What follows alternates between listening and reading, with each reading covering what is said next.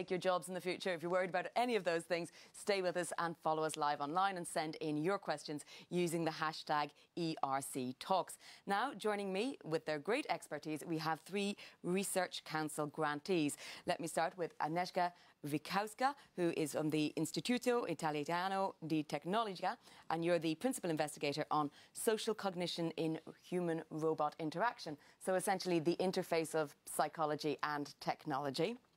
We have Phil Howard, who is Professor of Internet Studies at the Oxford Internet Institute, and you will be explaining a little bit how new information technologies are used for both civic engagement and social control, so what we might call how to hack a democracy or how to hack an election. And then finally, Stephen Thorpe, who is Simon Thorpe, sorry, Simon, Research Director at CNRS, the French National Centre for Scientific Research. And you're working on machine learning and memory mechanisms between man and machine. And you're working on something called how to zap 500 faces in 100 seconds. So we'll hear an awful lot more about that. Now, there's no specific target for the research you're getting for the European Research Council. It's very free and open. It's research for research's sake. So I imagine that's very freeing. So can I ask you each at least to tell me a little bit about what are the benefits of that? Well, I think we're all big fans of the ERC. It's the best thing that can happen to scientists. You get 5 years of funding, pretty much open-ended. You can do what you want. I've been working on the problem I find most interesting. How do we store memories in our heads, and can we use biology as a source of inspiration for making artificial systems that learn like humans? Okay, Agnieszka?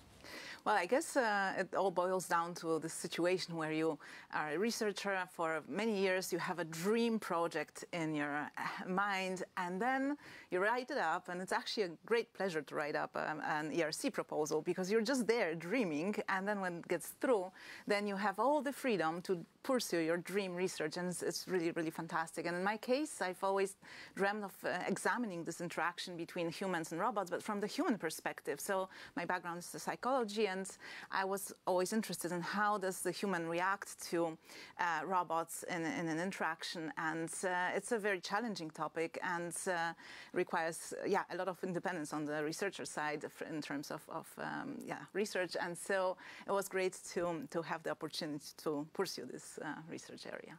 And Phil, the topic you're working on is very, very timely, something we hear about in the headlines at the moment. Yes, I study how politicians manipulate people, so there's effectively lots of evidence to work with. And the ERC is great because it lets us tackle basic science questions, and there's always commercial applications and things that come out of the research, but for several years you get to tackle a big picture question, and that's what's special about the ERC. Well, we've been doing a poll on Twitter in the run-up to this, and we asked, are we ready to socialise with robots? And 48% of respondents said that, yes, we are. Only 9% thought it was a scary idea. How surprised are you by that? Personally, I think that's pretty normal. I think we're getting more and more used to seeing robots and so on, but both in films and in real life as well. I think it's not too surprised. Yeah, I'm not really surprised, and I see that that our participants who come often to our lab and come to interact with a robot, they're very, very enthusiastic, and they're very happy to often try to talk to the robot and have a natural social interaction. So I'm not surprised by these results, but I'm very, very happy. Okay, well, we have a question in. Helena asks, will we control intelligent machines, or will they control us? Phil, perhaps you want to take that. I think we'll control the first few intelligence machines, or we'll control the first intelligence machines in a few ways. But fairly quickly, as the AIs begin to learn from each other and build larger and larger data sets and play with more data, I think they'll be able to make their own independent decisions that will have consequences for how we live our lives. Okay, another question now we have, it's specifically for you, Agnieszka. It's on top of examining the intercultural difference in robots' reception, will your project also examine the aspects of ethics linked to the use of humanoid robotics in everyday life? So in my ERC project, I'm interested, part of it is on intercultural differences in robot acceptance and how humans actually respond, again, to robots in interaction. And particularly, I'm interested in how, whether and under what conditions people attribute intentionality to robots. And I think this might have cultural components, so it might vary across culture.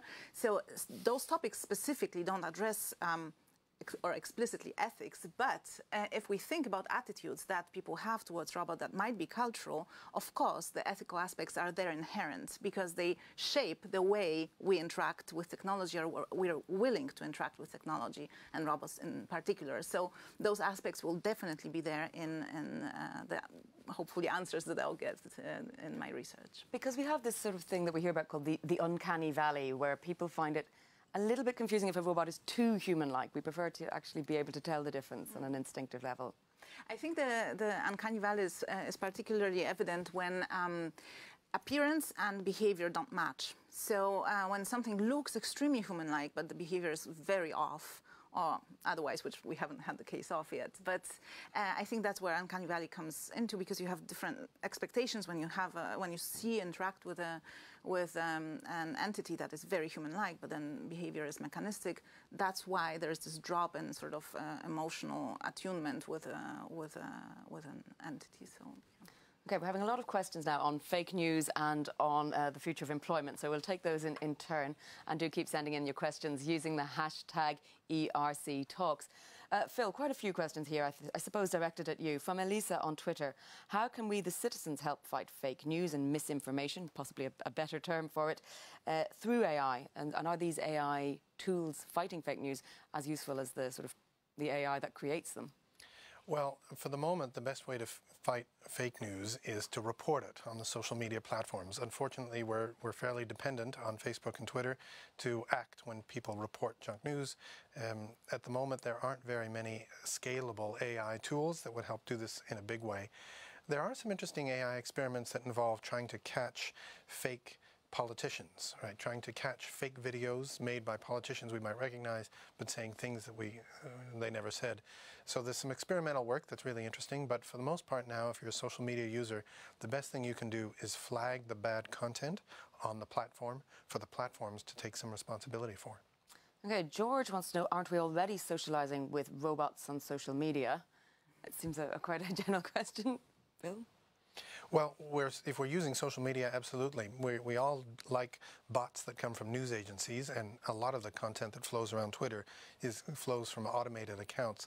The problem is that most social media users don't know which accounts, can't tell which accounts are bots all the time. There are a number of fake users on Facebook, and we don't know who they are. Sometimes they're managed by the Russian government or political actors, but we can't always tell which ones are which. Let me ask you a question, Simon. If you're working on how we can maybe model machine learning on the human brain, is that going to make these sorts of things more sophisticated, more easy to fool us? Oh gosh. Certainly, we had a lot of talk in the last couple of days about the deep learning revolution. There are really sophisticated object recognition, speech processing. This is done by basically training systems to death with hundreds of millions of training cycles, which have nothing to do with the way actually humans learn. We learn much more quickly. A few repeats of something, and you already know about it.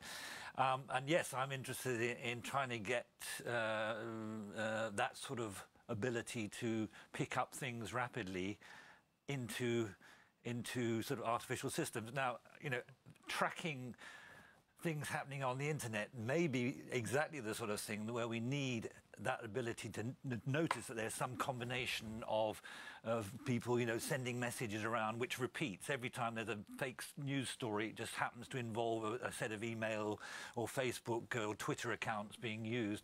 And so maybe, yes, actually, no, thank you for mentioning it. Yeah, I think actually we could do a better job. Currently, artificial intelligence, quite amusingly, Cedric Villani last night, he got everybody worked up a bit because he said, currently, artificial intelligence isn't intelligent. This is, you know, the guy. Artificial stupidity. And so the question is, you know, how could you make it really intelligent? And I think being able to pick up the, you know, things in real time would be precisely the sort of thing which might make it a bit smarter. And it's very difficult to follow what's going on the internet. I mean, Phil does a pretty good job, but there's a massive amount of information to handle there, and tracking fake news is a very hard one. Well, from Facebook question this time, would you communicate and interact with robots in English, or is it better to develop a new and more fitting language? That sort of ties into another question that we've had come in as well, which is, do AIs have conversations with each other? And if so, what do they have in mind? Who would like to take that one on? I think what is mostly interesting for me is the nonverbal communication among humans and robots. Of course, we have to, at some point, add also language and verbal communication. But the most interesting part is whether we pick up social signals from robots that are not verbal, and the way we pick those signals up from other humans and human-human interaction. So.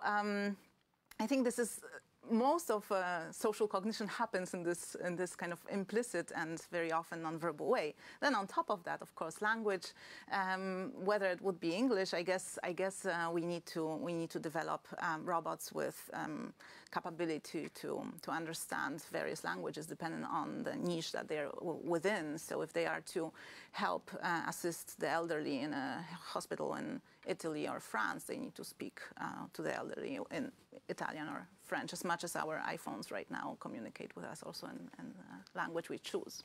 And we have a follow-on question from Twitter is, how soon will we be interacting with robots in this sort of level? Now, decades, tens of decades? Well, I mean, I think there's a big buzz not long ago when Google were showing off their amazing system that you could order a table in a restaurant and things like this, and everybody was clapping, and I think people were saying, well, hang on.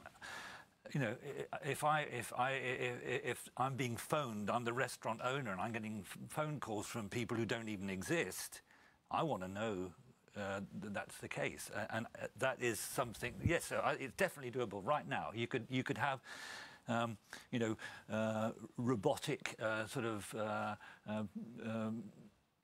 questionnaires being done on the web, and you know, phone call. You know, can you answer a few questions? And it could easily be an artificial intelligence thing today, right? I mean, you know, speech is relatively well done now, and so if you're just on a phone, I mean. And so we need protection against this. I think that, you know, precisely the sort of manipulation that Phil's worried about, and in fact everybody's now worried about following your talk this morning, I think, we need to be protected from this sort of thing. I mean, it should be illegal to pretend that you're a human being when you're not. Well, this was they would make appointments for people, and it mimicked human speech patterns. It would go and and so on. Exactly. Well, this actually feeds again, another nice segue into another question from Victor on Facebook, which he's asking about, what about AI governance? And then also about AI judiciary, slightly different things. Phil? Well, there's some interesting experiments to give AI large volumes of case data to see if it can make sort of basic decisions about court fines or you know, what kinds of sentences to give out. And in some cases, there are examples of AIs that seem to make decisions that are consistent with what human judges will do. Now, I don't think we're very close to having AIs replace politicians or replace our judges, but there's multiple court systems around the world that are just dragging down with the number of cases they have to process. And machine learning, some sophisticated machine learning, might help governments be more efficient. Well, we have seen examples in the US where judges have used sentencing advice that's coming from sort of big data. And the fear is, does this build in bias if it's coming? If we're already biased as humans, are we amplifying and magnifying that? Well, one of the takeaways from many of those experiments is that, yes, the answer is if the machine learning has been trained on data that only features people from one part of the country or only features one demographic, yes, the AI is much more likely to make poor decisions or to make decisions that we would not think of as fair in a free and open society. Well, the other side of that is, of course, that really good, well-trained AIs may edit out bias that we are guilty of as humans. So, I mean, do you think we'll come to a time where the AIs, the machines, will be better at us than doing the jobs we are currently doing? Okay, well, take medicine. I mean, it's already the case. You can make a sort of combine the data from lots of medical experts. You pool all that data together, and you can prove that the system is better than any one of them individually. That's already the case. So actually, you know, personally, if I go to the doctor and I've got a set of symptoms, I wouldn't worry if he was going, I should get this test done and so on. Personally, I think that's good.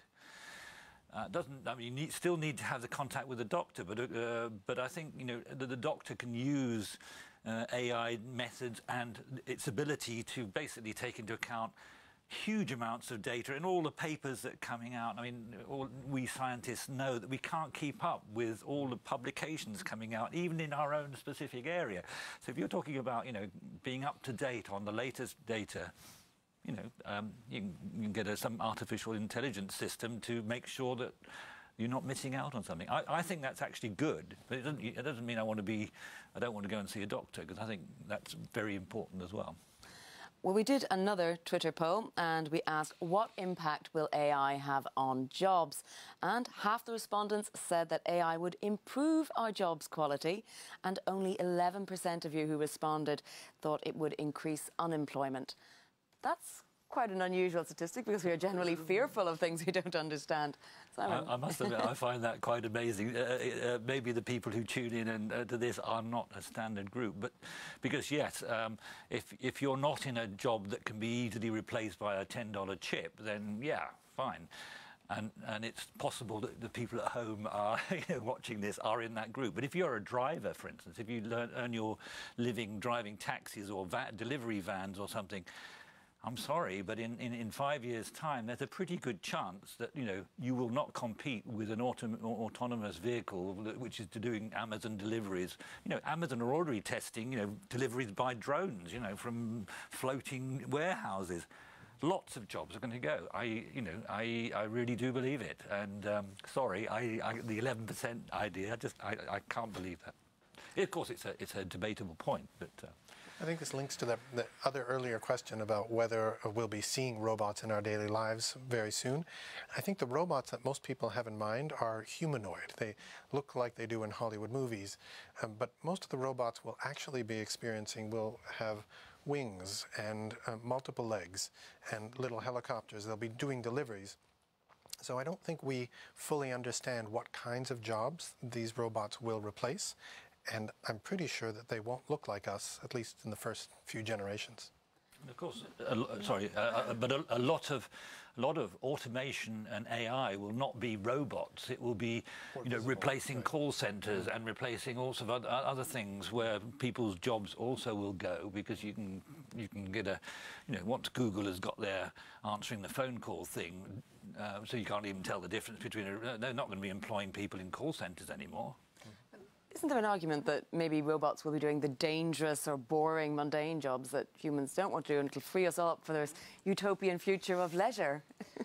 And even I would point out here that we are, in this discussion, often forgetting that we are very often lacking manpower, and there are shortages of manpower and workforce. So actually robots can help us in such a way. If you think of a hospital ward, robots can be there to do the mundane, routine tasks of going around the ward and taking measures of temperature, which gives actually more time for the doctor to have more quality time, or for the nurse to have more quality time with the patient.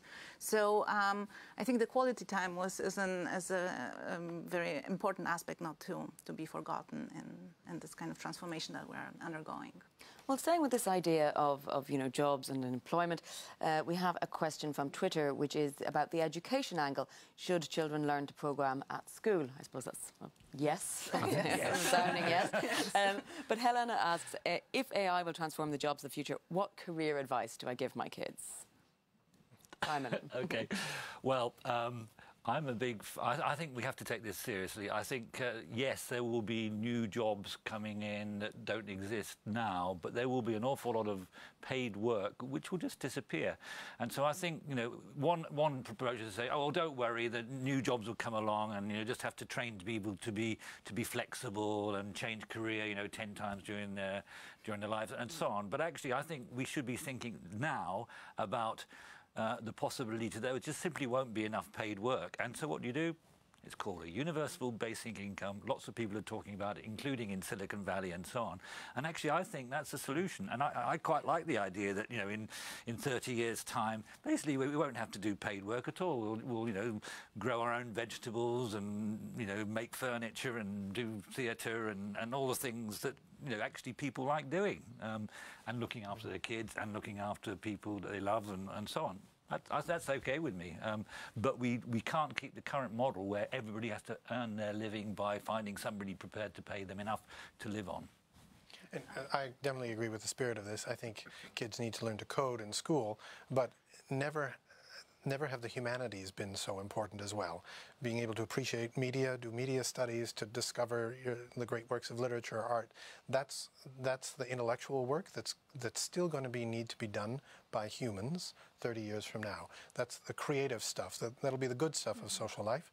And so coding plus some humanities is probably the magic combination. And I would probably tell my child to find a passion that they really want to go for and pursue that passion and become an expert in that domain that is their passion, because if it's passion, they will do it an excellent job in doing it. So. Well, this is very utopian, and I like that. But let me ask, sort of to play devil's advocate, who in society is gaining most from these new bleeding-edge technologies, machine learning, AI, robotics, but who is gaining the least? Are we creating a sort of two-tier society? Are there different cultural issues in different parts of the world, where one part of the world is racing ahead and others are being left behind? And how do we deal with that? And how do we sort of prepare the public for widespread use of these technologies in a way that everyone can benefit from? For the moment, the clear beneficiaries of these technologies are Silicon Valley firms. And that means, in part, it's that they profit from selling us things. In part, it also means that the value now is in all the data that we generate. And the data that we generate no longer sits in libraries. It no longer sits with governments that provide us services. It's monopolized in Silicon Valley. This is important for AI because AI grows when it's trained with new data. And a lot of that data is not from the developing world. So the people who are benefiting least are the poor of India, the poor of Africa, the poor of Southeast Asia. There's simply less data about their quality of lives and what they want out of life. And so they are not part of the machine learning, the AI training that we're doing now. Okay. We've had a comment from Twitter saying, what would be the use of designing human-shaped robots if having more arms and legs is more useful? Or wings, picking up on your point there. Let's move on to our third poll that we did, which was, is AI good or bad for democracy? And 70%, 71% in fact, said only time will tell, which is a very sitting on the fence answer. 19%, however, considered it mostly a threat. So we've had some questions coming in, Phil, to you, which is asking, how do we make sure that AIs, machines, robots don't replicate our biases? I presume in the context of an election. Mm-hmm. Well, we're all here for this particular conference that was organized by the ERC, and there are multiple research scientists over many countries now arguing for diversity in the data, but in part to get to this question of who's represented when we train AI. But the way to make elections, to secure elections, is to make sure that there's enough gentle rules for campaigning and that constrain politicians, that prevent lobbyists from using AI to manipulate public opinion. There have been multiple incidents in the last 2 years in which particular politicians have spent big money on large data sets that spread misinformation at key times before people vote. So we're probably past the point of industry self-regulation. I don't think this is something that Silicon Valley firms themselves can solve. but some gentle guidance, some guidelines for what it means to be a good company and what it means to behave well in a public sphere that we want in a democracy. Those are what's needed now. So I sort of accept the criticism that democracy is under threat. I don't accept the fatalism. It's not too late, but it's almost too late. Pedro on Twitter agrees with you in answer to the question of your project, can algorithms steal elections? He says, no.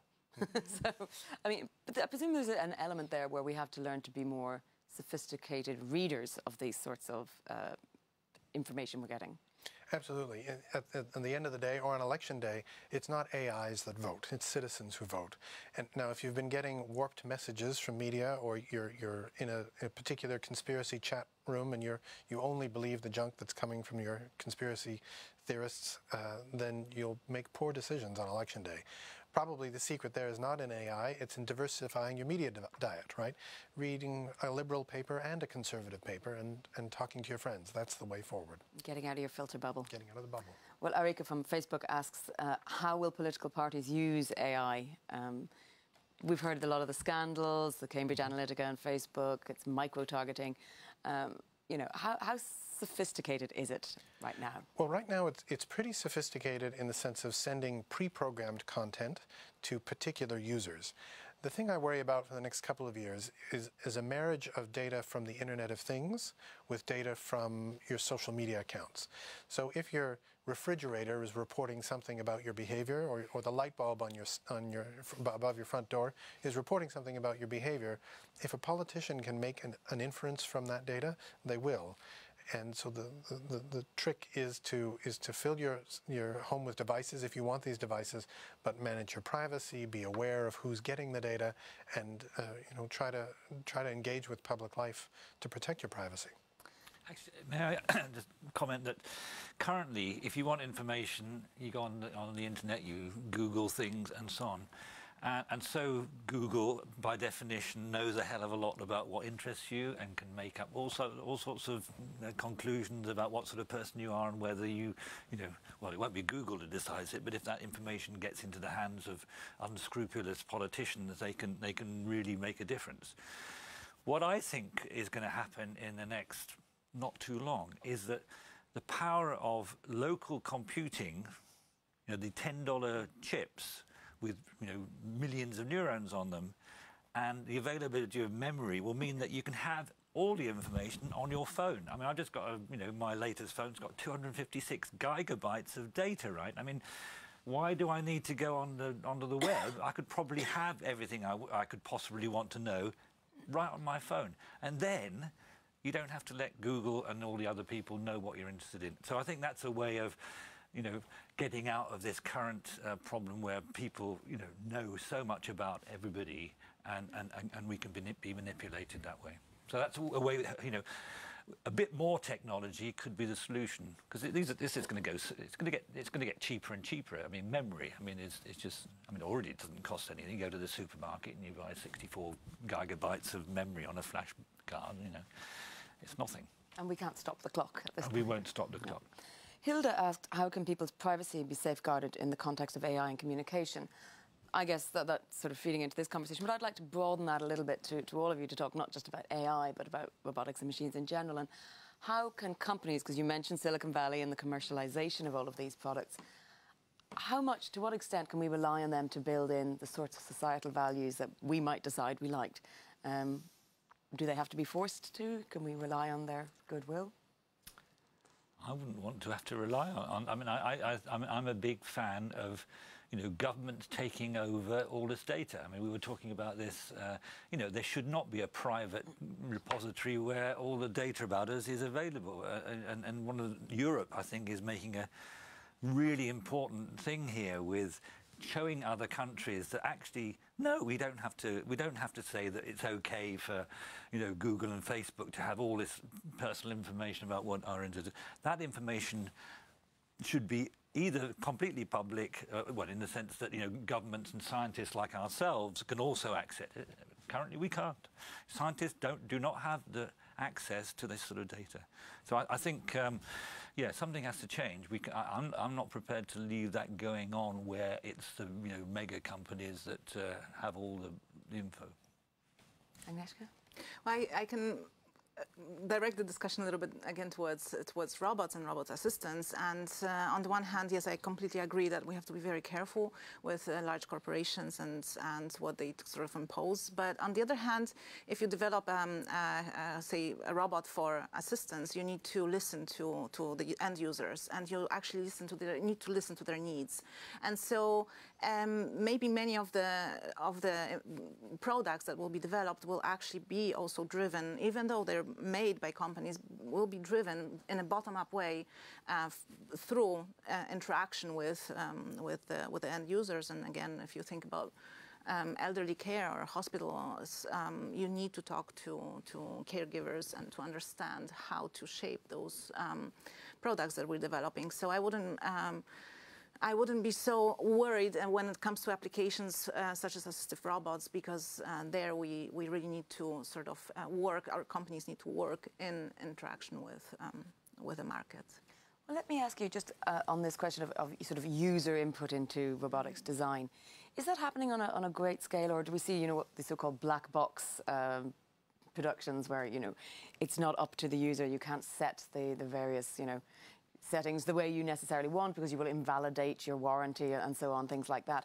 And I'm wondering a little bit on questions of liability there. If you decide you want to set your machine to go really, really fast and it crashes into someone, who's responsible? Is it the person who made the machine, or is it you for changing the settings?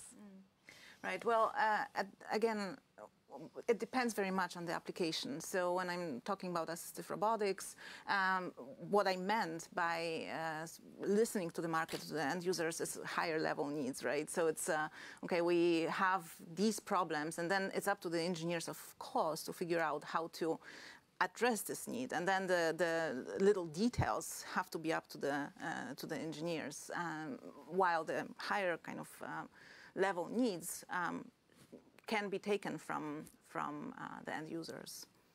Well, we also have a question from Facebook, which is, can AI help to... Sorry, how do we make sure that AI is fair?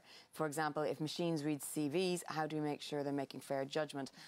I guess that's somewhat related to... I mean, it's a similar question about liability. If decisions are being made about you based on... Are we fair as humans? That's a very this was one of the topics that was discussed yesterday, and it's true. If you train a machine to reproduce the recruitment policy of typical, it will do exactly as those things.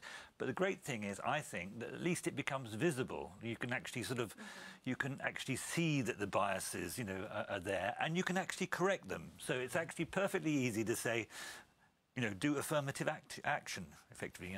People don't talk about that particularly these days, but it wasn't an idea.